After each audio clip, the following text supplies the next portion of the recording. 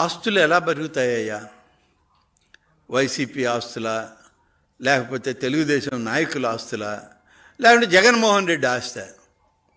జగన్మోహన్ రెడ్డి గారు, మాకు తెలిసిన జగన్మోహన్ రెడ్డి వేరు, ఇవాల్టి జగన్మోహన్ రెడ్డి వేరు. కాబట్టి ఆస్తులు ఎలా పెరిగాయంటే, ఇక ఆయన చిట్టా ఇప్పితే ఇంకొక 2 రోజులు కావాలి మీకు ఓపుకుంటే. కాబట్టి జనాన్ని దోచుకున్నారు, దారి దోపిడీ విధానంలో ముందుకు సాగారు. నేను ముందే ఇప్పుడు చెప్పినట్టే జనాన్ని జలగల్లాగా రక్తం పీల్చినట్టు పీల్చారు. ఆఖరికి చూస్తే పారిపోయే పరిస్థితికి వచ్చింది.